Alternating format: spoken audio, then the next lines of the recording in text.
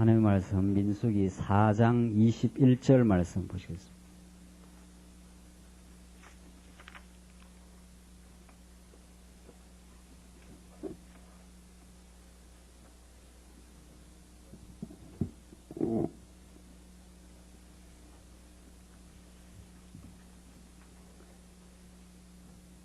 네, 구약성경 민수기 4장 21절 말씀입니다. 네, 잘신 줄 알고 봉독 드리겠습니다. 여호와께서도 모세에게 일러 가라사대 게르손 자손도 그 종족과 가족을 따라 총계하되 30세 이상으로 50세까지 회막 봉사에 입참하여 일할 만한 모든 자를 계수하라.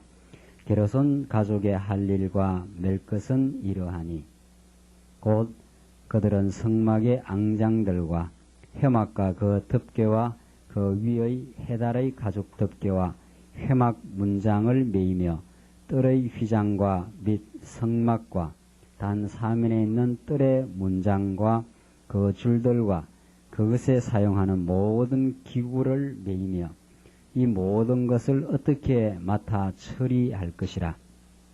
게르손 자손은 이 모든 일 곧 맬 것과 처리할 것에 아론과 그 아들들의 명대로 할 것이니 너희는 그들의 맬 짐을 그들에게 맡길 것이니라. 게르손 자손의 가족들이 회막에서 할 일은 이러하며 그들의 직무는 제사장 아론의 아들 이다말이 감독할지니라. 28절까지 봉독 드렸습니다. 우리는 지금 이스라엘 백성들을 하나님께서 애굽에서 건져내신 다음 시내산 언약을 주시고 이제 광야로 이끌어가기 직전 그 광야 행진 바로 직전 광야 생활을 이제 준비시키는 대열 정비의 말씀을 우리가 공부하고 있습니다. 이스라엘 백성들의 그 광야에서의 삶은 자기들 마음대로 전진하는 것이 아니라 하나님께서 이제 불기둥과 구름 기둥의 절대적인 인도를 따라서 인도할 뿐 아니라 그들이 어느 지역에 진지를 치게 되거나 또 어떤 나팔이 불어서 어떤 지역으로 이동하게 될 때 하나님께서 다 정해놓으신 그 질서대로 그 직분대로 그 임무대로 그렇게 하도록 하나님께서 그렇게 지금 대열을 정비하게 하십니다. 그러니까 지금 우리 지난 시간 11지파의 내용을 우리 공부했고 지금은 레위 지파 각 지파들이 성막을 중심으로 해서 어느 지파가 어느 위치에 있게 하고 그리고 특별히 그 임무까지 게르손 자손 혹은 무라리 자손 이제 고핫 자손 이런 자손들이 이제 그 레위 자손들인데 그들이 어떤 일을 할 것까지 다 정해주지 않습니까? 24절 게르손 자손의 할 일과 맬 것은 이러하니 하면서 아주 자세하게 그 임무 부여를 하나님께서 다 해주십니다. 그리고 아무나 하는 것도 아니고 30세 이상 몇 세까지입니까? 50세까지. 그러니까 가장 육신적으로 그 건장할 때입니다. 육신적으로.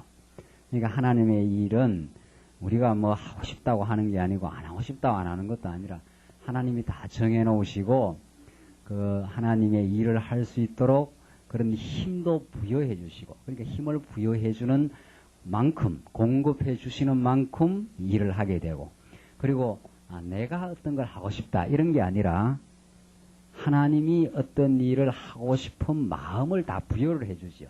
그 욕심으로 나는 뭐 교회 목사가 되고 싶다. 나는 교회에서 장로 권사가 되고 싶다.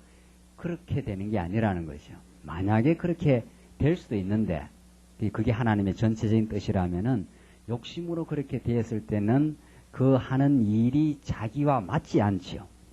그러니까 무라리 자손, 고핫 자손 어느 자손은 딱 이 지역에 딱 있게 되는데 자기가 욕심을 내 가지고 나는 이 지역 둘 다를 다 하겠다.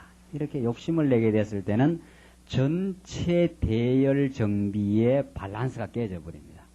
그렇지 않습니까? 자기가 할 일은 정확하게 일렬로 딱 정해 있어요.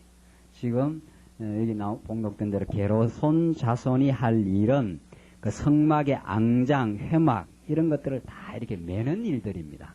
매는 일들. 그러니까 이 장막을 쳤다가 이동할 때 앙장, 천막 이런 것들 다 둘둘 말아가지고 그걸 메고 가는 일인데 그 일을 하는 게 아니라 아유 그 일은 너무 무거워서 난 하기가 싫다.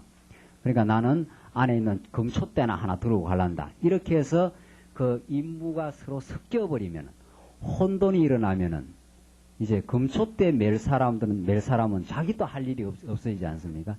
그렇게 되면 이제 막 그 안에서 자충우돌하면서 그 혼란이 일어나게 돼 있어요. 참 이게 재미있는 부분 아닙니까? 이게 지금 민수기 이 부분을 우리가 지금 몇 주 지금 공부를 하는데 왜 이 공부를 우리가 지금 해야 되고 이 공부를 통해서 우리는 어떤 하나님을 배울 수 있고 그리고 이 공부를 통해서 우리 자신의 신앙을 어떻게 점검할 수 있느냐 하는 것을 우리는 잘 공부합니다. 그러니까 우리 신앙의 성장이라는 것은 막연하지 않습니다. 어떤 사람들은 사실은 이 말씀 깨닫기 전에는 신앙이 성장한다 하는 것은 참 옛날에는 막연했어요. 어떻게 해야 신앙이 성장한다는 걸 내가 확인할 수 있는가? 내가 도대체 신앙이 성장하고 있는가? 그걸 과거에 어떻게 확인했습니까? 그냥 내가 새벽 기도를 열심히 나가면 된다. 그리고 남들이 안 하는 철학 기도를 내가 더 열심히 하면은 더 나는 신앙이 성장하고 있다는 증거라든가, 뭐 교회에서 많은 연보를 내면은 그것이 나는 신앙을 성장하고 있다는 증거라든가, 이런 걸로 다 외형적인 걸로 신앙 그 성숙의 증거를 삼으려니까, 그러니까 예수 믿고 나서 고달파지는 거죠. 그 일들이 다 고달픈 일들이니까.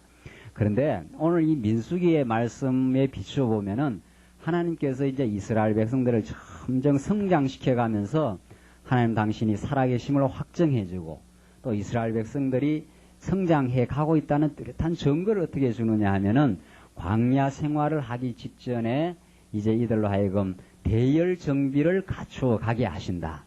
그러니까 교회가 자꾸 성장하고 내 신앙이 성장돼 간다는 것은 하나님 앞에서의 나의 은사와 나의 임무가 분명하게 자각이 되고, 아, 이것이 하나님의 내 은사구나. 이러면서 다른 지체들과 아름다운 그 질서 있는, 그리고 아주 아름다운 사귐이 가능해진다. 이런 뜻입니다. 그러니까 자기 자리에 자기가 정확하게 이렇게 있게 됐을 때 다른 사람이 다른 사람 자리에 정확하게 있게 되고, 이럴 때 이 양자는 충돌이 없어지고 정말 광야를 이제 전진해 가는 데 있어서 자기 자리매김이 이루어지면서 다른 사람과의 좋은 관계, 교제, 그리고 우리 요한 1세의 표현 그대로라면은 사귐이 이루어집니다. 이 충돌이 안 일어난다는 게. 이 사람이 이 사람 자리가 있으면 여기 안에서 막 충돌이 일어날 거 아닙니까? 왜 당신은 내 자리에 오느냐? 당신 자리 가라. 그러면 이 사람이 내 자리는 어딘지 모르겠다. 내가 이 자리인가 가보다.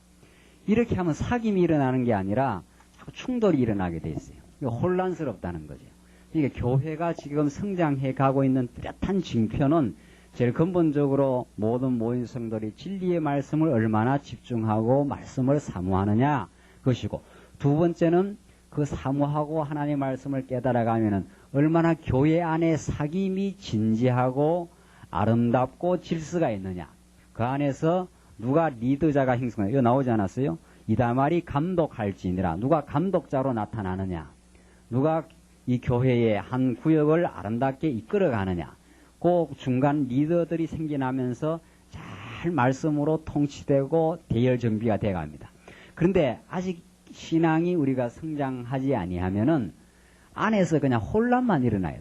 몇 사람 성도가 모이고 나면 계속 어떤 그 말을 질서 있게 이렇게 통합을 해준다든가, 어떤 불평과 어려움이 인간에게 늘 있을 수 있는데, 문제점이 있을 수 있는데 그런 것들을 늘 복음으로 성화시켜 준다든가, 이런 활동이 안 일어나면은 사귐이 깊어지질 않지요. 그러니까 몇 시간 이야기하면 마음의 상처를 받았다라든가 어렵게 된다라든가 그런 경우가 많지 않습니까? 그러면 그것이 이게 우리 교회에 주신 믿음의 분량이다. 이렇게 보면 틀림없습니다. 그러니까 우리의 신앙은 지체와의 관계를 통해서 내 신앙이 하나님 앞에서 제대로 정비돼 가느냐 안 돼 가느냐 하는 걸 알 수가 있어요. 그건 틀림없는 거예요. 하나님 앞에서 자기 자리매김이 정확하게 되어진다면은 틀림없이 전체의 대열을 질서 있게 정비해 가는데 도움을 주게 된다.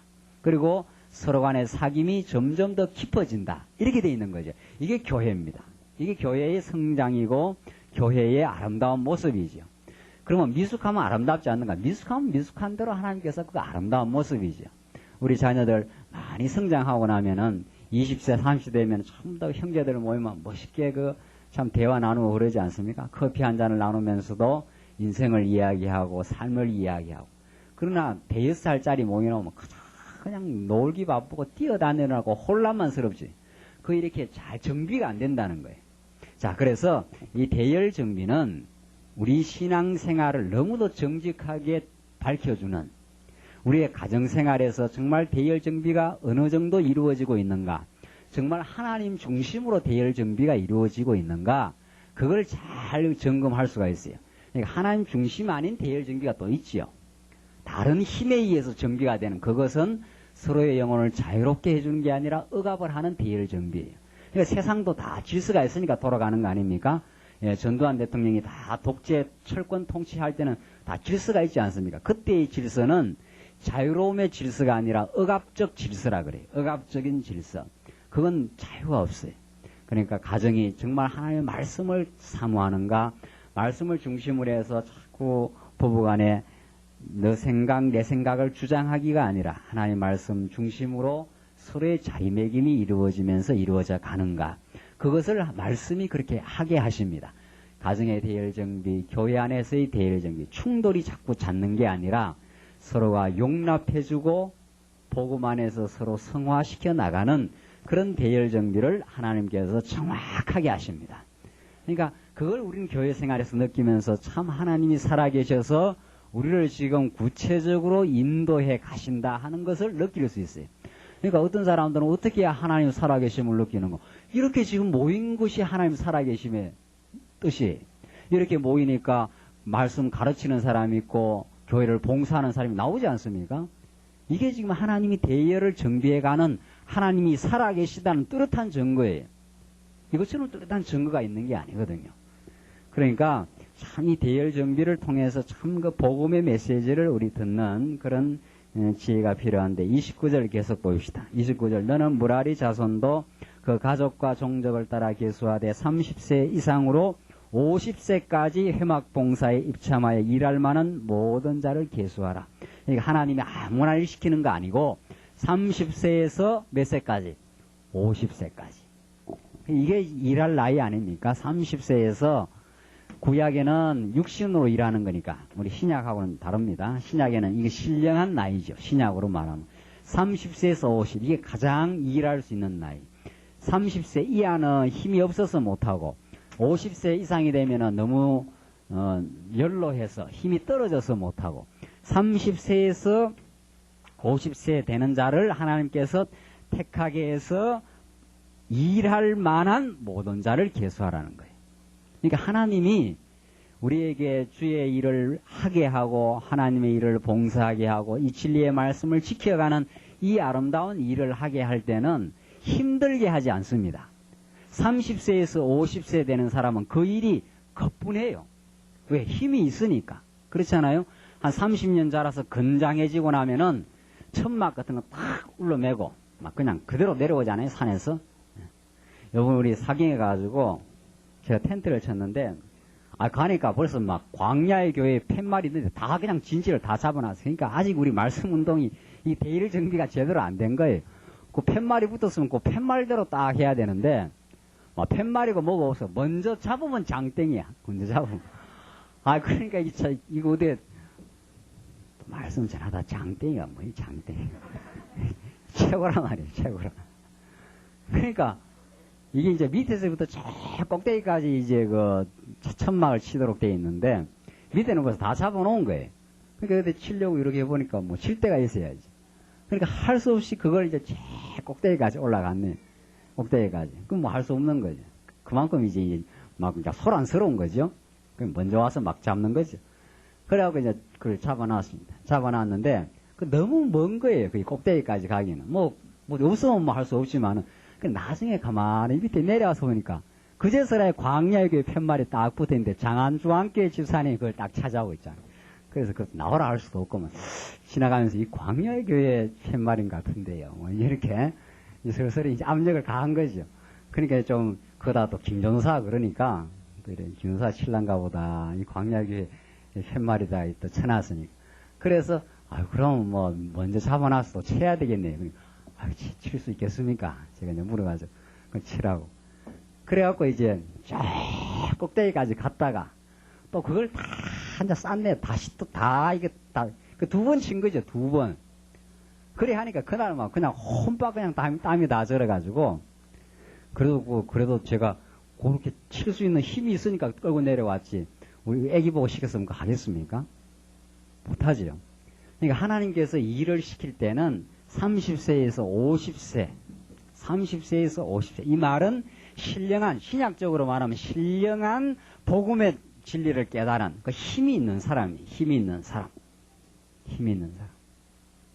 그러니까 우리 교회에서도 늘 그러잖아요. 30세까지는 신령한 나이입니다. 이게 우리 육신 나이 말고 이제 신약시대 때 신령한 나이 30세 이하까지는 성막에서 막 텐트 울러매고 이런 그 무거운 일 하지 말고 여기 와서는 열심히 그냥 말씀 배우고 즐거워하고 기쁘고 그렇게 신앙생활 하라는 거죠. 광야 교회에서는. 우리는 그렇게 이야기 늘 하지 않습니까? 처음 오신 분들 또 좀 시간이 되셨더라도 아직도 그렇게 내 안에 신령한 말씀의 깨달음이 좀 덜하다. 뭐 그렇다. 이래 되면 그냥 말씀 들으시고 즐겁게 말씀 들으시고 평안하게 가시고 그렇게 하는 것이 신앙생활 잘 하시는 거란 말이죠. 그렇죠?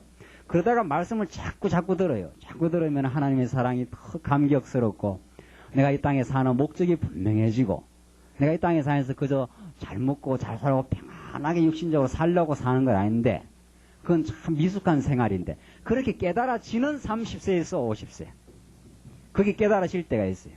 그냥 육신적으로 평안한 삶이 그게 재미가 없는 거예요. 그게 예수 안 믿는 사람들은 진리 밖에 있는 사람들은 요즘처럼 휴가철 되면 그냥 평안하게 좋은 데 가서 평안하게 쉬면 좋겠다. 그걸 그냥 최고의 삶으로 보잖아요. 1년 내내 일해가지고 여름 휴가 한번 멋있게 평안한 곳, 서늘한 곳. 제가 늘 꿈에도 그리는 차 뒤에다가 아이스박스 탁 넣어가지고 말이죠. 가족 싣고 막 쫙. 그런 거 한번 하는 게 그 삶의 그 사람들의 목적 아니에요? 서구 사람들. 서구 사람들은 1년 내내 혹은 주중에 내내 일하는 것은 그 위크엔드. 주말에 한번 멋있게 한번 쉬는 거. 1년 내내 일하는 거는 여름 휴가 한 달 한번 멋있게 시원한 데 가서 한번. 그렇게 이제 살아가는 거죠. 그런데 이 진리의 말씀에 정확하게 접촉하고 나면은 그렇게 하나님이 여유를 주면 즐기긴 즐기죠. 그거 뭐 나쁜 것 아니죠. 하나님이 하시는 일이 다 나쁜 게 하나도 없는데 근데 그것만을 이렇게 누리기에는 너무도 삶이 무력하게 보여요. 이건 아니다. 이건 그냥 육신이니까 좀 쉴 수도 있는 거지만 더 아름답고 더 고귀한 일 정말 내가 땀을 흘려서 수고해야 좋은 일 그런 사랑의 수고를 찾아 나서게 돼 있어요. 그런 사람이 30세에서 50세 진리 깨달으면 반드시 그렇게 돼 있어요. 사도 바울은 그냥 기득권을 그냥 누려버렸으면은 그 당대에 그냥 평안하게 살 수 있어요. 고난받을 필요가 없어요. 그 많은 수모와 모함을 그리고 박해를 받을 이유가 없는 거예요. 사도 바울은. 그러나 그 기득권 다 던져버리잖아요. 다 던져버리고 오히려 지금 결박이 기다리고 죽음이 기다린다 하는 그것을 향해서 가는 거예요. 그것이 바울은 멋있고 그것이 자기는 좋은 삶이에요. 그 바울은 희생의 삶이 아닙니다. 어떤 사람들은 예수 믿고 봉사하면 내가 이렇게 희생했다 그러는데 뭘 아직도 복음을 몰라서 한참 모르는 이야기예요. 우리는 희생이란 말이 성립이 안 돼요. 희생이란 말은 그리스도 한 분에게만 성립되는 말이지 우리는 복음 깨닫고 주를 위해서 봉사하는 건 그건 너무도 자기가 좋아서 하는 거예요. 좋아서 한 것이 희생이 아니죠. 너무도 본전을 얻은 거 아니에요. 그렇죠? 나는 교회를 위해서 이렇게 희생했다고. 그건 아직도 복음 복 안에 비업 안에도 들어오지 않았어요. 복음을 깨닫고 나면 정말 애쓰고 시간을 바치고 물질을 바치고 하는 것은 그걸 안 하면 도저히 재미가 없으니까. 그러니까 그건 너무도 자기한테 유익이에요. 희생이 아니지요. 그렇죠? 그걸 안 하면 삶에 재미가 없으니까 나는 그걸 해야 되겠다는 거예요. 하면 살아야 되겠다는 거예요. 그거 하는 게 너무도 기쁘고 좋은 일이니까. 희생이 아니지요. 그건 하나님의 은혜지요. 그러니까. 내가 이만큼 희생했으니까 날 알아달라가 아니라 하나님 나로 하여금 이렇게 멋있고 행복하고 사랑의 수고를 할 수 있는 삶을 살게 해서 너무도 감사합니다. 이렇게 되는 거죠. 이 복음 안에와 복음 밖에는 하늘과 땅으로 다른 거예요. 하늘과 땅으로. 그게 30세에서 50세까지 하나님이 키워놓으시면은 일 안 하고는 못 뺍니다. 그러니까 우리 교회는 뭐 일 좀 쉬시겠다 하면 자꾸 쉬라는 거예요. 우리는 뭐 쉬라고 그냥 쉬시겠습니까? 쉬십시오. 푹 쉬십시오. 이제 이렇게 나가는 거죠. 왜? 일하게 될 사람은 안 하고 못 빼기니까 이제. 그걸 우리는 믿거든요. 그게 하나님의 역사를 믿는 거지. 그러니까 그 연어 교회는 그렇게 합니까? 일 안 하려는 사람한테도 감투 씌워가지고 일 시키잖아요. 감투 씌워가고 이 감투 저 감투 씌워가면서. 사람 다 감투 좋아하는 거니까. 사람 다 감투 좋아합니다. 김전사부터. 그게 이제 그 사람 영혼을 갉아먹는 거예요. 갉아먹는 거. 힘도 없는 사람, 감투 덥석 하나 씌워놓으니까 그게 뭐나 된 것처럼 왔다 갔다 하면 뭐 사람 알아주는가 싶어서 속은 지금 힘이 없는데 속은 힘이 없는데 그렇죠? 하나님이 30세에서 50세 되는 정확하게 키워갑니다. 우리를. 그럼 어떻게 해야 키우는가? 말씀 듣고 말씀 안에서 교제하는 길 외에 없어요. 하나님의 말씀을 듣고 성도 안에 아름다운 사귐을 통해서 성장해. 안 그러면 성장 안 합니다. 그냥 그만큼 사는 거죠. 그러니까 이만큼 사는 사람도 있고 이만큼 사는 사람도 있고 하나님 교회 안에는 다 성숙한 사람도 있고 미숙한 사람도 있고 중요한 거는 자기가 미숙하다 깨달으면 되는 거예요. 자기가 성숙했으면 성숙하다고 깨닫고 힘있게 살아가면 되는 거고. 그게 대열정비입니다. 그게 대열정비. 우리 광야교회도 대열정비를 그렇게 해나갈 거예요. 틀림없이. 지금 힘이 없는데 뭐 자꾸 일하려고 그러지 마시고 힘 없으면 그냥 열심히 배우고 가벼운 짐 지고 사시면 됩니다. 교회 안에서. 절대. 그렇죠? 연보도 힘들어 하는 거 아닙니다. 연보를 딱 하면서 딱 그 체킹이 와요. 힘들다. 딱 줄이면 돼요. 근데 이거 더 해야 되는데 이거 정도 해야 되느냐? 그럼 더 하면 돼요. 정확한 거예요, 그게. 그게 하나님이 정확하게 메워주고 할 일을 지정해줘요. 여러분들 그 마음 안 오십니까? 오시죠? 우리 교회 전체에 돌아가는 게 이 정도인데 내가 이 정도 내는 게 적합하겠다는 정확한 하나님 음성이 떨어요. 너는 5만 원이다 라고 딱 떨어져요. 정확하게 떨어져요. 김종사 귀에는 그게 정확하게 들려요. 야, 김종사가 이제 계시 받는가 보다. 이게 이제 더 신령해져 가지고 정확하게 떨어져요. 6만 원 하려면 약간 무거워요. 그러면 줄이면 돼요. 줄이면 정확한 거예요, 그게. 그러니까 5만 원이 아주 기쁨으로 되어지는 그걸 하나님이 받으시거든요. 하나님 5만 원 받겠습니까? 하나님 우리 돈 5만 원 받으시겠습니까? 은도 금도 다 하나님 거예요. 이 우주 만물이 다 하나님 거예요. 하나님 그에 아는 게 없어요. 하나님께 아는 게. 하나님 우리 돈 5만 원 받는 거 아니에요. 우리가 복음에 감격해서 주의 일을 위해서 함께 동참하고자 하는 그 아름다운 마음을 받습니다. 절대 교회를 무리하는 것 아니고 해보면 자기 체킹이 나요. 그러니까 말씀이 정확하게 순수하게 전파되고 교회 성도 안에 아름다운 대일 정비가 이루어지면은 내가 이거 무리했다 하는 게 체킹이 일어나요.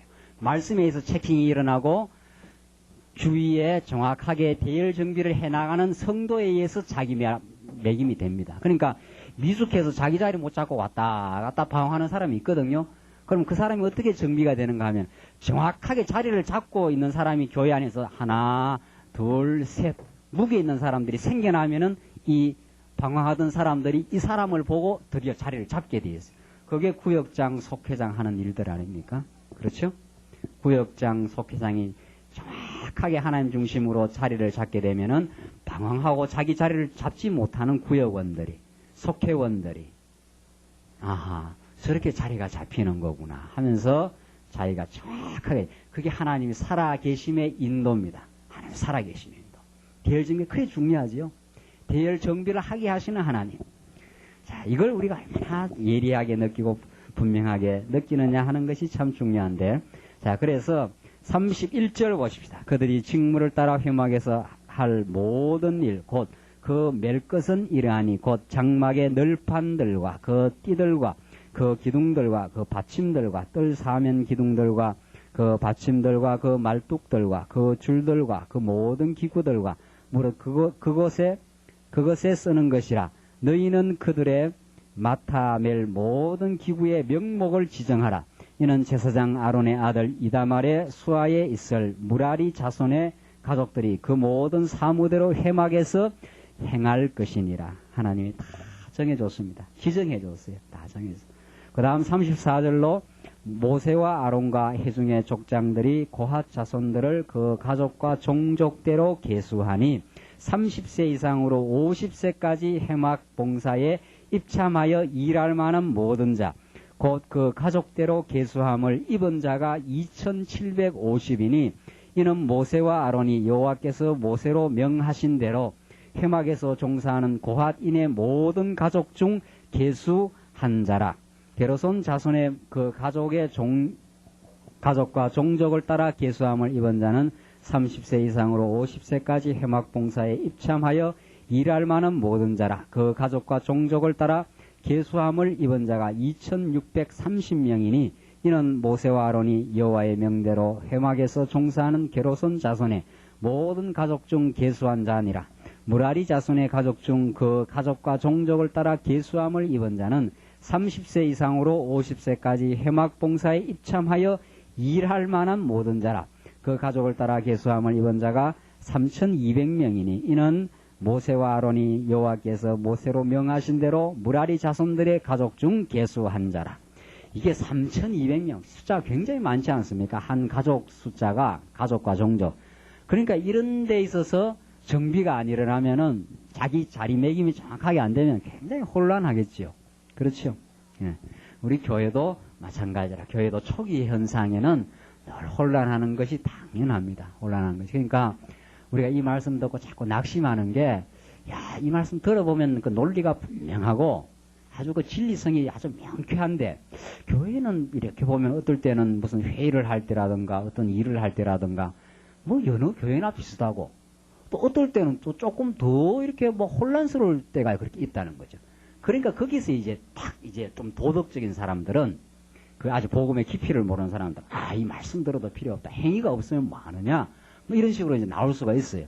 그런데 중요한 것은 이 말씀을 들으면 이 말씀이 순수하다는 증거는 우리 안에 있는 그대로의 문제가 다 노출되는 게 중요합니다. 그대로 노출되는 게. 이게 굉장히 중요한 거예요. 우리 가족들끼리 안에서는 사랑의 공동체에서 우리 가정에서는 문제가 노출됩니까? 노출 안 됩니까? 다 되지요. 여러분들 직장 생활에서는 개인들의 문제나 약점 이런 게 노출됩니까? 노출 안 됩니까? 예? 됩니까? 안 됩니까? 직장생활 다 해보시잖아요. 잘 안 되지요. 그렇지요. 왜 그렇습니까?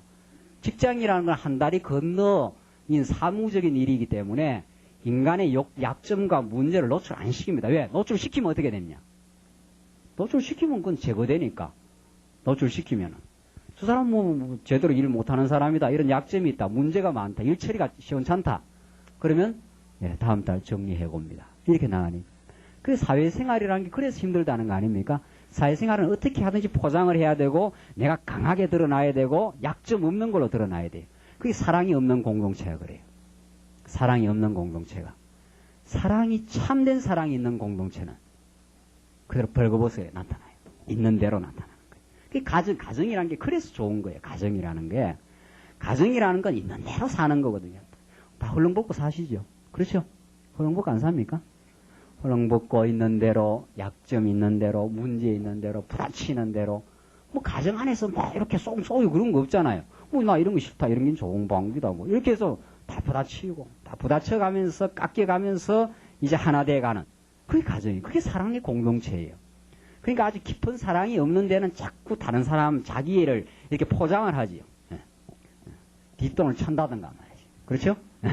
아내와 남편 간에도 이게 뭐 다 제대로, 돈 같은 것도 다 제대로 정리가 되는 게 아니라 내 건 내가 좀 챙겨야 된다. 일이 되면 서로가 이제 속이는 부분이 있어. 하나를 속이고 나면 그 다음에 계속 이제 이 인격의 교제라는 건 속이고 나면 그게 툭 터지질 않아요. 틀림없이 그렇게 돼요. 그래 되면 이제 꿍꿍꿍꿍 영혼은 알아들어가는 거예요. 알아들어. 그 교회도 마찬가지예요. 교회도 진짜 순수한 말씀이 전파되는 곳에는 문제가 다 드러납니다. 그 말씀이 자꾸 율법적으로 증거되면 어떻게 됩니까? 율법적으로 증거되면 다 위선자가 되니까. 그러니까 문제가 안 드러나요. 집에 가서는 꿍꿍 앓고 해도 다 교회 오면 뭐 멋지게 양복 입고 넥타이 딱 메고 오니까 뭐 겉으로 보면 다 멀쩡한 거지요. 그렇잖아요. 그러나 뭐 속은 꿍꿍 앓고 있는 거죠.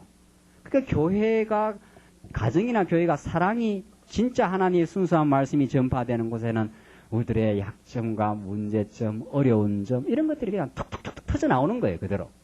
터져 나오면서 하나님 앞에 그게 기도의 제목이 되어버리고 저 영혼이 저렇게 어려운 가운데 있다는 것 자체가 허물이 되지 않고 우리 허물 없는 사이다 그러지 않습니까? 아주 친한 친구 사이에는 우리는 허물이 없다. 허물이 있어도 그걸 덮어져 버리니까 사랑으로 덮어버리니까 이 굉장히 중요한 부분이에요.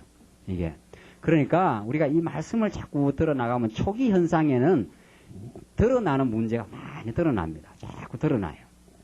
그러나 그것들이 드러나야 그게 정확하게 진단이 되고 치료가 되어서 고쳐져 나가는 거죠.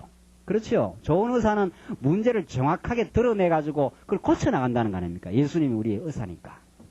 그런데 주의 말씀이 제대로 증거되지 않으면 자꾸 덮어져 있고 덮어지면서 형식적인 교제만 왔다 갔다 하고 형식적인 교제를 왔다 가니까 10년, 20년을 교제해도 저 사람 속이 뭔지를 모르는 거예요.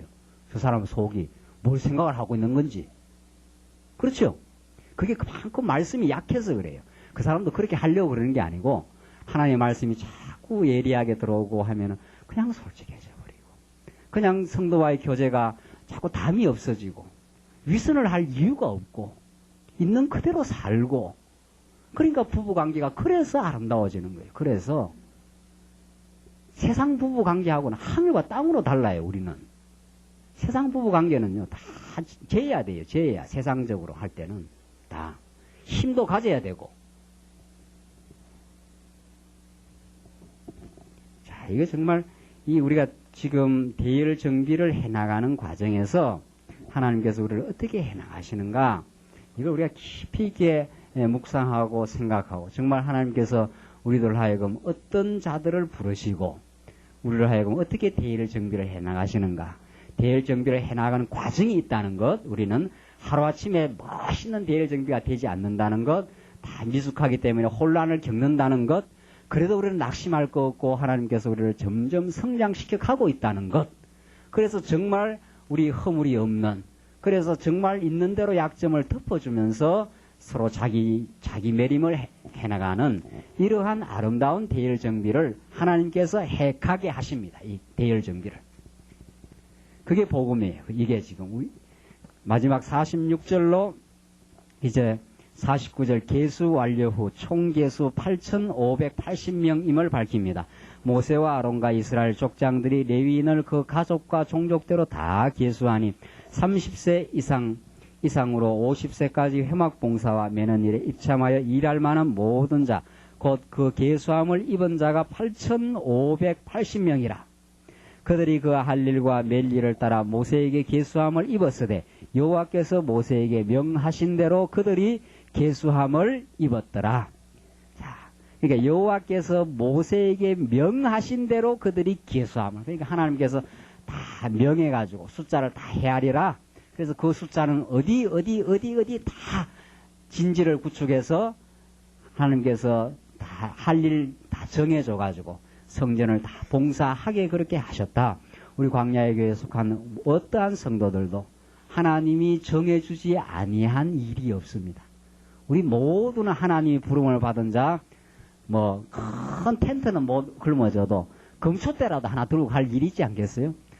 금초대도 덜 힘없으면 그냥 따라라도 가는 거죠. 따라라도. 그렇게 해서 우리 모두는 하나님 앞에서 하나님의 성전을 봉사하고 하나님을 봉사하며 우리 성도를 사랑하는 성도를 봉사하는 이런 주어진 직무들이 우리에게 있다. 그것들을 자꾸 말씀을 통해서 깨달아가고 그 일을 통해서 우리가 서로 아름다운 사귐을 해나간다. 그거죠. 그러니까 진짜 성숙해가는 교회는 상대방의 은사를 존중해주고 상대방의 약점을 덮어주는 그런 그 아름다운 성숙이 있을 겁니다. 그러나 우리의 미숙함, 우리가 신앙이 미숙하면 다른 사람의 은사는 짓밟아버리고 왜? 그건 또 그 사람이 잘하는 거니까. 그건 시기 질투의 대상이니까. 그거는 인정을 안 해주고 그 사람이 가지고 있는 약점은 어떻게 하고 자꾸 덜 추어내고 그렇죠? 그렇게 하면 이제 그걸 물고 뜯는다 그럽니다. 갈라디아서 너희가 서로 물고 뜯어서 서로 피차 멸망할까 조심하라 하는 것은 미숙할 때 과정적으로 있을 수 있는 일이에요. 자꾸 우리가 성숙해가면 하나님을 더 깊이 아니까 상대방이 있는 그대로를 존중하고 사랑하는 것, 미숙한 그대로를 존중하고 사랑하는 것, 이게 하나님이 우리를 사랑하는 방식입니다. 그 하나님의 사랑을 받을 때 그것이 우리에게 점차 가능해져 가죠. 그것이 가능해질 때 이게 내가 하는 일이 아니라 하나님이 살아계셔서 내 안에서 역사하는 일이라 이렇게 깨달아가는 거죠. 내 마음에 맞기 때문에 사랑하는 것이 아니라 이 말 중요합니다. 예쁘게 행동을 하니까 사랑을 하는 게 아니라 하나님의 사랑을 깨닫고 내가 풍요하고 넉넉한 사랑하는 마음이 있으니까 있는 그대로 미숙한 그대로를 예쁘게 봐주는 거죠. 그렇죠? 그러니까 진정한 의미에서 이 대열정비, 아름다운 사귐 이것은 하나님의 은혜의 역사가 아니면 불가능합니다. 그 불가능함을 우리는 삶 속에서 미숙할 때 뼈저리게 체험합니다. 어디서? 밑바닥에서. 그러니까 하나님께서 우리를 낮출 때는 교제가 안 돼요. 교제가. 사귐이 안 돼요. 사귐이 아니라 자꾸 갈등이 일어나거든요. 그걸 우리는 뼈저리게 깨달아요. 하하. 이때 낙심할 이유가 없어요. 왜? 하나님께서 이렇게 집어넣을 때가 있는데 이럴 때 아하 하나님의 순수한 사랑이 아니고는 내가 이웃을 결코 사랑할 수 없구나. 그런 죄인이구나. 그걸 깨닫게 하는 과정입니다. 정말 자기가 낮아지고 하나님의 은혜의 도우심을 받아서 하나님의 사랑의 감격을 받게 되면 점점 사랑하는 방향으로 나아가요. 전에 그렇게 밉던 일이 그렇게 미워지지 않는걸요. 네. 그 마음이 이제 생길 때 사랑해지잖아요. 저는 자꾸 그 자체가 미운 거예요. 믿고 부정적이고 잘못된 걸로. 그렇죠? 저는 이런 이야기 하면 우리 성도님들 가만히 눈치를 보면 내만 맨날 이런가. 그러니까 별 반응이 없으니까 그냥 속으로만 이렇게 생각을 하시는 건지 지금 약간 위선을 이렇게 하고 계시는 건지. 저는 그렇더라고요. 저는 해보니까 죽어도 내가 사랑 못 하겠어요. 죽어도. 저는 이거 배고픈 걸 잘 못 참거든요. 집사람 배고픈 걸 잘 참아내요. 그 체질이 다른가 봐요. 그냥 배고팠다 하면 난 성질부터 나는 거예요. 빨리 밥하라고. 그럼 또 저쪽에서는 뭐 그리 배고프냐 말이야. 남자가 뭐가 그리 배고프냐. 그 남자가 배가 고프지 그럼 남자가 배 안 고프냐 말이지. 그 여자는 배 안 고프고 남자는 배고프게 돼 있다. 그 남자가 그걸 하나 못 참느냐 이거죠. 아유 뭐 못 참게 돼 있으니까 지금 자꾸 배가 고픈데. 원래 빼짝 많은 사람이 잘 못 참다 그래요. 이게 근육질이 별로 없어가지고 근육에 이 글리코겐이 있어야 잘 참는데 그러면 이제 밥 먹는 거 그거 갖고 이제 지각대가 하는 거죠. 밥 먹으면서 그것도 못 참느냐. 배는 고픈데 어떻게 참느냐 이렇게 하는 거지. 안 돼. 다 자기 중심이거든. 진짜 좀 배가 고파도 저쪽에서는 배가 안 고프니까 그렇구나 하면서 저쪽을 이해를 하는 입장으로 들어가면 훨씬 참아내는 힘이 생겨요. 근데 배도 고픈 데다가 나를 이해를 안 해준다. 이제 여기까지 들어가니까 더 못 참는 거거든요. 원래 배는 좀 고팠는데 그럼 배가 고프다 하는 걸 알면 빨리 좀 움직여갖고 밥을 챙길 생각을 해야 되는데 자기는 배가 덜 고프니까 여유가 있어요. 뭐 좀 씻고 할까 뭐 이렇게 나가는 거예요. 거기에 이제 화가 나는 거죠. 진짜 배는 뭐 그렇게 죽도록 고픈 건 아닌데 상대방이 그걸 빨리 못 알아준다. 이렇게 된 거 아니? 예. 그런데 이제 정말 믿어지면 하나님 믿어지면은 저쪽을 이해를 하고 나면 저 사람은 아직 여유가 있구나. 내가 조금만 더 참아야 되겠구나. 조금만 더 참으면 나와요. 밥은. 그러면 굉장히 화목이 되잖아요. 예? 조금만 참으면 그걸 뭐 한다는 거 아니에요. 우리가 사랑은 어떻게 해요? 오래 참고 이게 하나님의 사랑이거든요. 하나님만이 할 수 있는 사랑이에요. 하나님만이. 이거 우리 평생 이거 깨닫고 천국 가는 거예요. 이거 깨닫고. 하나님의 그 놀라운 능력, 우리 인간의 무능력, 그러나 우리를 가능하게 하시는 하나님의 그 놀라운 사랑, 이거 깨닫고 천국 가는 거거든요. 그러니까 우리는 참 소망이 있지 않아요. 우리 하나님이 우리와 함께 해서 우리의 약점에도 불구하고 이렇게 자꾸 성장을 시켜가고 있으니까. 제가 전에는 그러면 뭐죠? 지금 그런 말 할 수 있는 건, 그건 좀 극복이 됐다는 이야기예요, 사실은. 자꾸 극복하고 나면 이런 이야기가 나오지, 극복 못할 때는 그런 성질이 나와서 그런 이야기도 안 나오는 거예요, 성질이. 조금씩 이제 돼 가는 거죠. 약간. 근데, 돼 간다는 그게 중요한 게 아니라, 돼 갖고 멋있게 된다는 게 중요하지 않아요. 돼 가고 있는 데서 하나님을 느끼는 게 중요해요. 하나님 살아계심을. 하나님이 살아계심을. 하나님이 내 삶을 붙들어주고 있구나 하는 걸 느끼는 게 우리에게 너무도 중요하잖아요. 자, 이제 대열 정비. 참 내가 하도 중요하기 때문에 이걸 계속 지금 몇 주 거듭 강조를 했습니다. 자, 뭐 성경이 강조하는 건데 두 번째 준비, 성별의 예비입니다. 자, 우리 하나님께서 우리를 준비시키는데, 광야 생활을 준비시키는데 첫째가 대열 정비였다. 두 번째가 뭡니까? 예, 성별의 준비.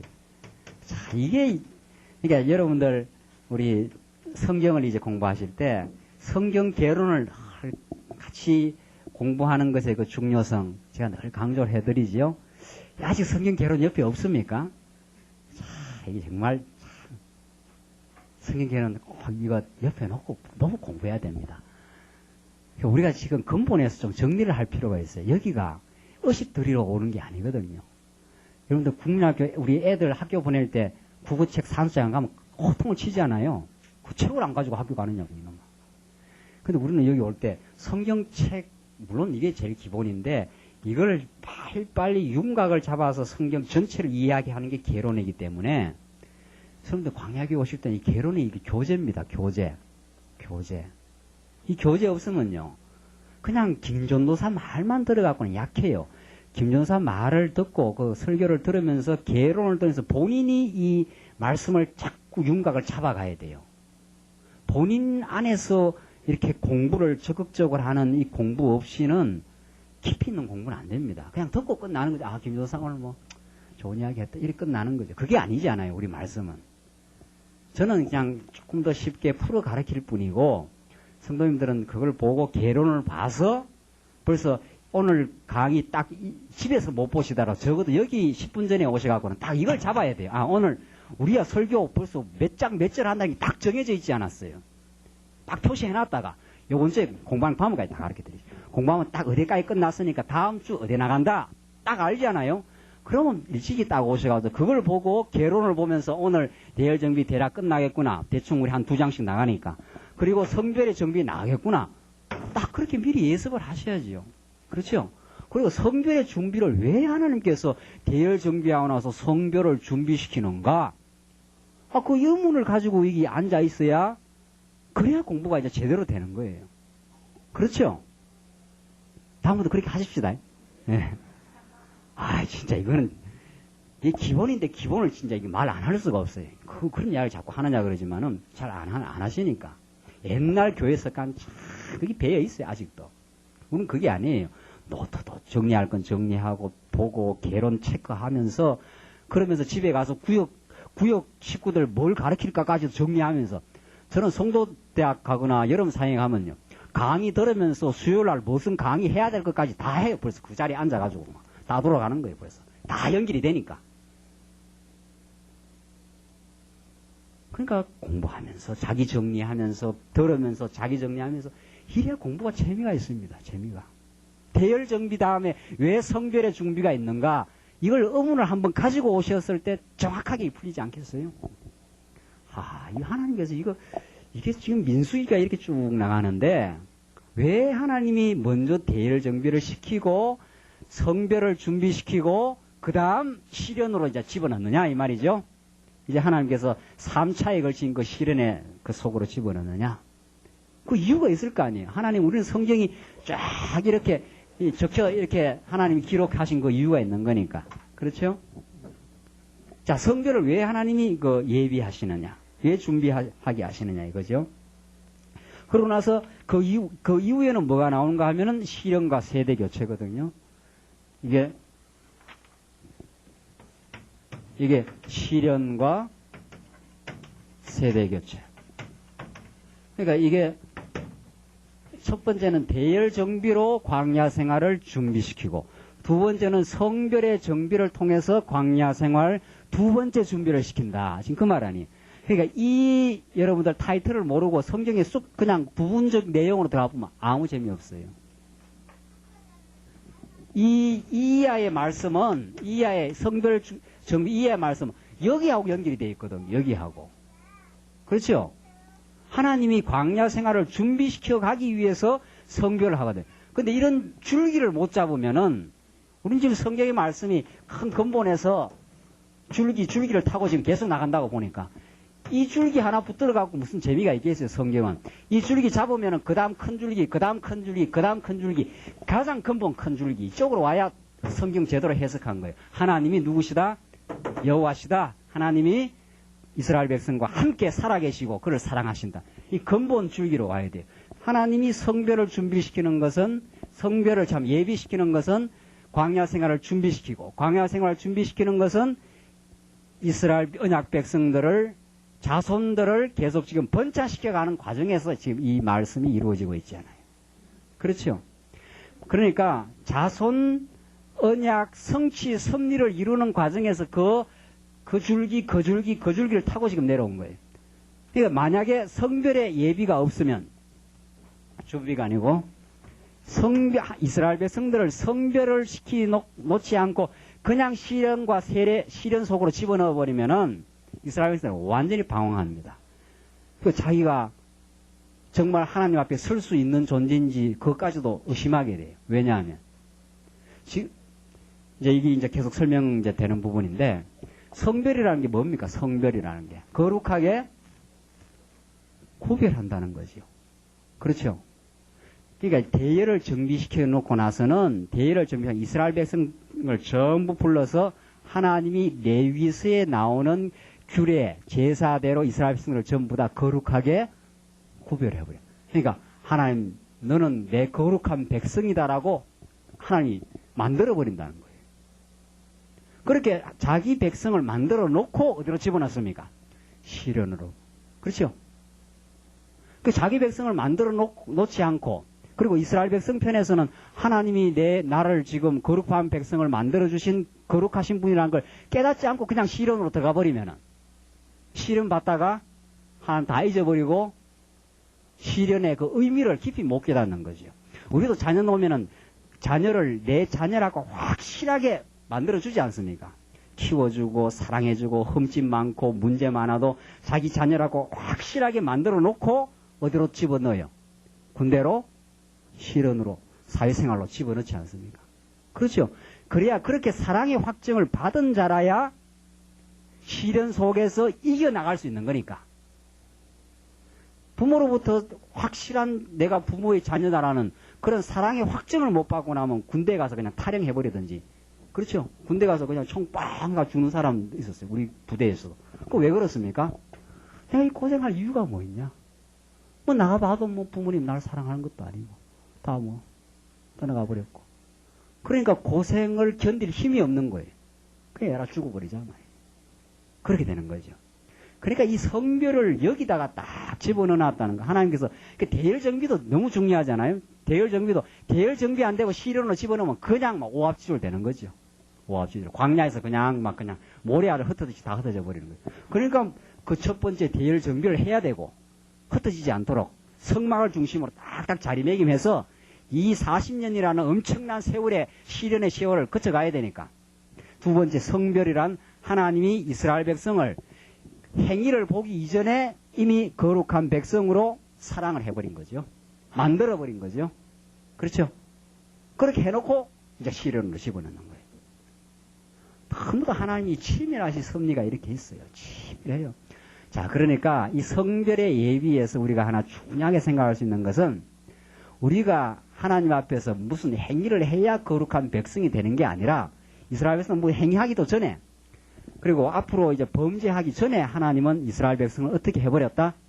거룩한 백성을 만들어버린 거예요. 뭘로? 규례로. 이스라엘 백성의 행위에 기초하는 게 아니라 하나님이 은혜로 주신 규례가 이스라엘 백성을 거룩하게 만들어버렸어요. 거룩한 백성을 만들어 놓고 나서 그 다음에 어떻게 합니까?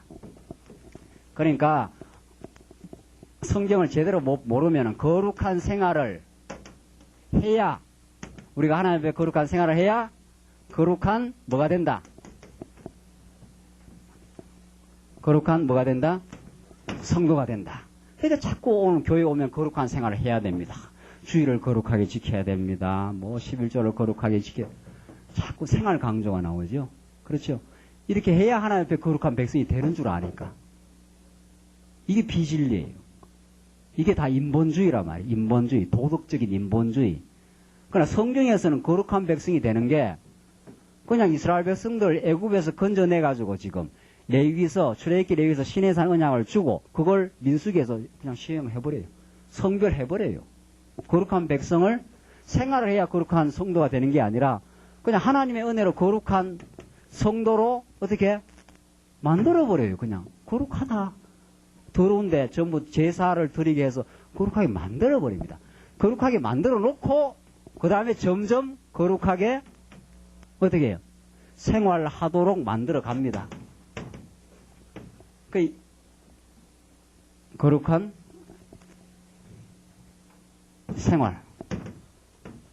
그러니까 이거는 인간이 거룩한 생활을 해야 하나님이 그걸 봐서 거룩하게 해주겠다는 뜻이. 이거는 그게 아니고 하나님이 더럽고 타락한 이스라엘 백성들, 애굽에서 종살이 하던 백성들 은혜로 거룩하게 만들었을 뿐 아니라 점점 옛사람 다 광야에서 죽게 하고 새사람 나게 해서 거룩한 생활도 시련을 거쳐서 거룩한 생활을 하도록 만들어 가신다. 이렇게 되죠.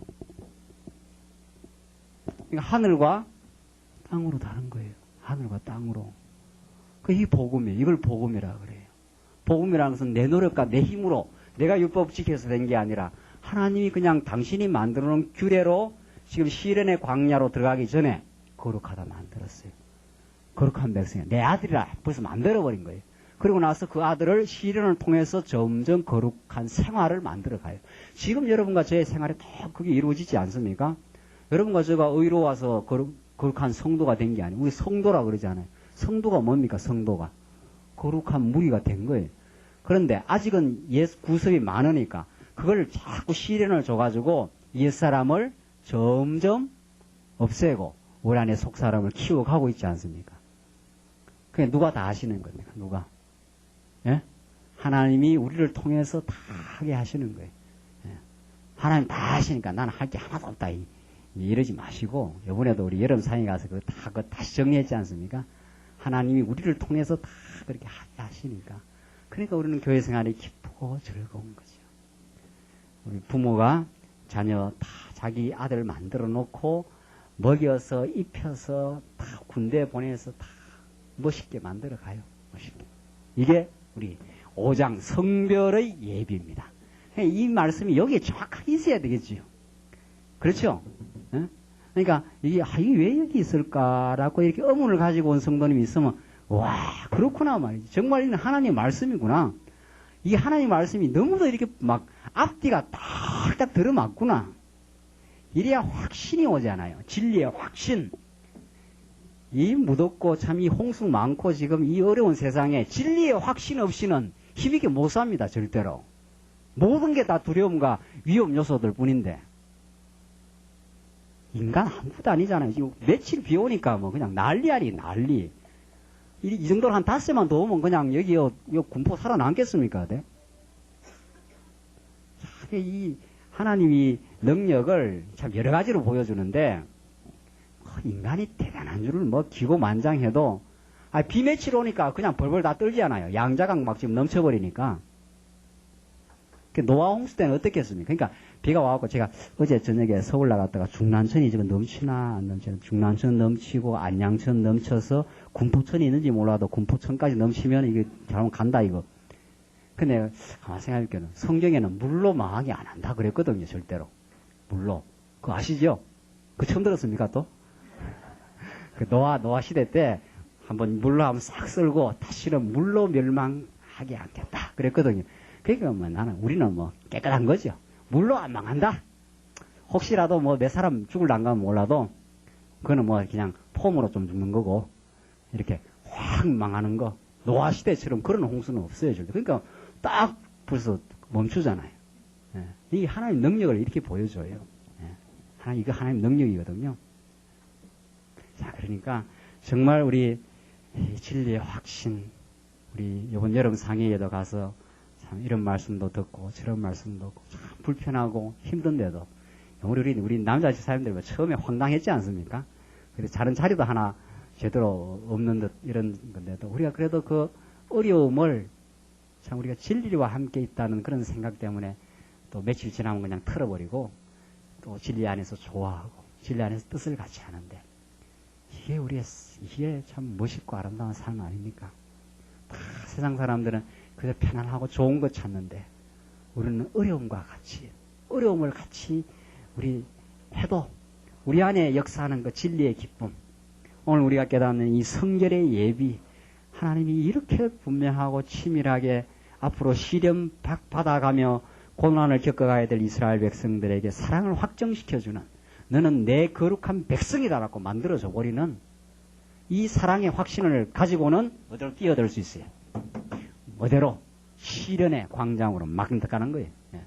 이 성별을 예비를 통해서 하나님의 사랑을 깨닫지 못하면 시련이 다 두려운 거예요. 세상이 다 두려운 거예요. 홍수 온다 해도 두렵고 IMF도 두렵고 다 두려운 거예요. 그러나 하나님이 우리에게 함께 하시고 이렇게 하나님이 시련 주기 전에 그 시련을 극복할 수 있는 힘을 공급해 주시는 하나님. 그래서 시련은 어려운 거예요. 시련이라는 건 쉬운 게 아니에요. 절대로. 그 어려움 속에서도 이겨나갈 수 있는 힘을 공급해 주시는 그 하나님의 놀라운 사랑을 우리는 오늘 이 말씀 통해서 확인하세요. 우리 한 절 앞부분만 한번 보고 오늘 끝내겠습니다.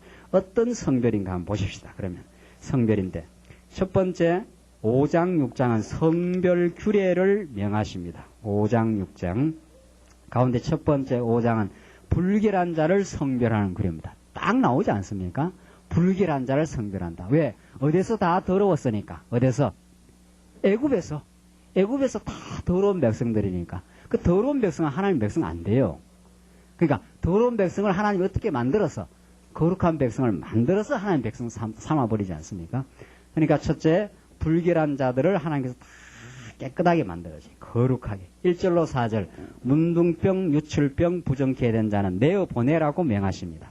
여호와께서 모세에게 일러가라사대 이스라엘 자손에게 명하여 모든 문둥병 환자와 유출병이 있는 자와 죽음으로 부정케 된 자를 다 진 밖으로 내어보내되 물은 남녀하고 다 진 밖으로 내어보내어 그들로 진을 더럽히게 말라. 내가 그 진 가운데 거하느니라 하시매 이스라엘 자손이 그같이 행하여 그들을 진 밖으로 내어보내었으니 곧 여호와께서 모세에게 이르신 대로 이스라엘 자손이 행하였더라. 자, 이게 도대체 무슨 말이에요? 그러니까 이 말씀을 지금 이런 우리 줄기를 타고 보지 않으면 이게 도대체 뭐 하라는 이야기인가? 아, 병자들 그냥 보내라는 이야기인가 보다. 자, 이렇게 그냥 구약 성경을 읽어버리니까 정말 이건 진짜 재미없는 말씀이 된 거죠, 지금까지는. 그러나 우리는 지금 이런 맥락을 통해서 보면은 하나님께서 지금 자손 언약을 성취해가는 과정에서 이스라엘 백성들을 계속 보호하시고 붙들어 주시고 하는 그런 하나님의 그 언약 성취의 섭리, 하나님의 그 언약적 사랑을 확정시키는 섭리로 이 말씀을 보면은 너무 하나님의 사랑의 섭리예요. 왜?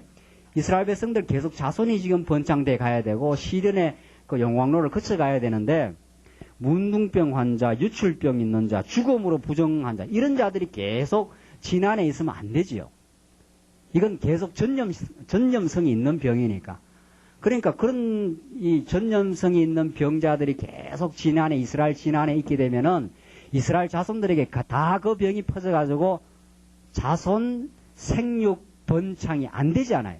그러니까 그들을 쫓아보내라는 거예요. 불결한 자들 잘 쫓아보내가지고 하나하나 깨끗하게 만들어버려라. 지금 그 말씀입니다. 그렇게 우리가 이 말씀을 이해해야 정확하게 이해되는 거죠. 이걸 이제 구약에서는 이렇게 자손 생육 번창을 위해서 이렇게 신약적으로 적용을 하면 어떻게 됩니까? 신약적으로. 이게 그리스도가 이루실 일이고 근본적으로 예수 십자가 사건을 통해서 우리 더럽고 추악한 우리 모두를 깨끗하게 더러운 모습들 다 하나님 제거시키고 세마포 옷으로 다 입혀서 깨끗하게 해줄 뿐 아니라 실제 우리 마음속에 불결한 생각들 육신의 소욕들을 성령께서 오셔서 하나하나 성별해 나가는 작업이에요. 성별해 나가는 작업. 이게 지금 이 성별의 예비입니다. 성별의 예비. 그러니까 오늘 이 말씀 통해서 하나님께서 이스라엘 백성들을 하나님께서 깨끗하게 만들어 주신다. 깨끗하게. 그러니까 우리는 예수 그리스도를 통해서만 거룩해진다. 예수 그리스도를 통해서만. 절대로 우리 행위를 통해서 하나님 앞에 나아갈 수 있는 것이 아니라 예수 그리스도 한 분 그 은혜가 우리에게 덮쳐서 덧입어져서 거룩한 백성이 된다. 그러니까 생활을 했기 때문에 거룩한 성도가 되는 것이 아니라 예수를 통해서 하나님이 거룩한 성도라 칭해 주시고 당신의 사랑을 확정을 우리에게 시켜버렸어요. 그러니까 그 확정을 받았기 때문에 누가 나를 송사하겠는가? 나는 실제 죄는 있는데 송사를 못해요. 왜? 예수님이 다 갚아버렸으니까. 빚쟁이한테 다 갚아버렸거든요. 그래서 우리가 거룩하게 된 거예요. 그 확신 때문에 바울은 어떠한 역경도 죽음이나 칼이랴 그러잖아요. 고난이나 죽음이나 칼이랴 기근이나 어떠한 것도 그리스도의 사랑의 줄에서 나를 끊을 수 없었다. 이게 바울의 확신이에요. 우리에게 필요한 건 이 확신이에요.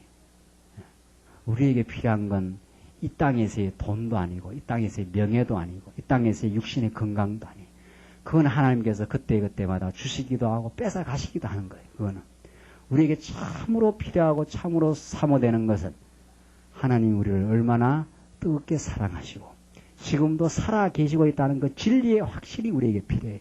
그게 우리의 기도의 내용이에요. 하나님 아버지 이 진리를 깊이 있게 깨닫게 하셔서 이 어렵고 고단한 세상이지만 진리로 승리케 하시옵소서. 하나님의 크신 사랑으로 승리케 하시옵소서. 그게 필요해요. 그게 정확하게 들어와 있으면 다른 어떠한 것도 우리는 극복하며 힘있게 승리할 수 있습니다. 우리 다음 시간 이제 이 성별을 계속 이루어 주시고 그 다음 시간 실현으로 이제 몰아가시는 그 하나님의 깊은 섭리를 공부하십시다. 기도하겠습니다. 자비하신 하나님 아버지, 오늘도 우리 민수기 말씀 통해서 하나님 참으로 이스라엘 백성들을 얼마나 치밀하게 그들을 붙들어 주시고 인도해 가시는 섭리를 확인했습니다. 이스라엘 백성들 대열 정비를 시켜줄 뿐 아니라 그 더럽고 하나님 배반했던 백성들 다 규례들을 통해서 거룩하게 만들어 주시고 또 그들을 이제 실현의 광장으로 더 성장시켜 가시는 하나님의 섭리를 확인했습니다. 우리 이 땅 위에서 어떠한 일을 주어지든지 그것이 하나님의 사랑의 확증임을 깨달아 저희들 지치지 않고 힘있게 하나님 의지하면서 승리하는 삶 살 수 있게 하시옵소서. 예수님 이름으로 기도합니다. 아멘.